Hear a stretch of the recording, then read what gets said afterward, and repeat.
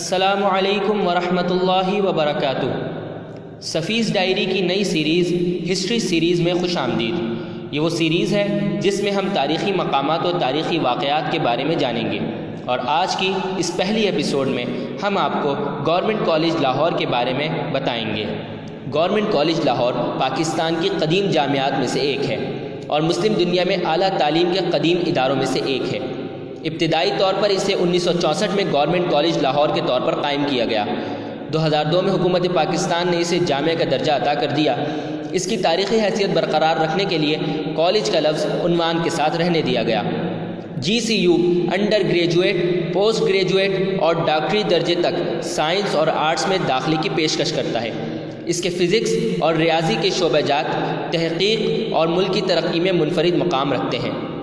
اس وقت GCU کے 29 تعلیمی شعبہ جات ہیں، جن میں 4 تحقیقاتی ادارے بھی شامل ہیں۔ GCU نے 2013 higher education commission of Pakistan کی طرف سے درمیانے درجے کی جامعات میں دوسری پوزیشن حاصل کی۔ اس کے علاوہ GCU ملک میں سب سے زیادہ گریجویشن ریٹ کی حامل ہے۔ گورنمنٹ کالج لاہور کے کچھ نامور اساتذہ: برصغیر پاک و ہند کی وہ عظیم علمی درسگاہ جسے علامہ اقبال، فیض احمد فیض، مولانا محمد حسین آزاد، صوفی تبسم، حفیظ ہوشیار پوری، ناصر کاظمی، شہزاد احمد، وزیر آغا، غلام مستقلین نقوی اور ڈاکٹر اصغر زیدی جیسے نامور اور معروف اساتذہ میسر آئے۔ گورنمنٹ کالج لاہور میں تعلیم حاصل کرنے والے کچھ نامور طالب علم: گورنمنٹ کالج لاہور میں تعلیم حاصل کرنے والوں میں علامہ اقبال، پطرس بخاری، طارق جمیل، فیض احمد فیض، نواز شریف، یوسف رضا گیلانی، راحیل شریف، کرنل محمد خان، ایاز صادق، پرویز خٹک جیسے لوگ بھی شامل ہیں۔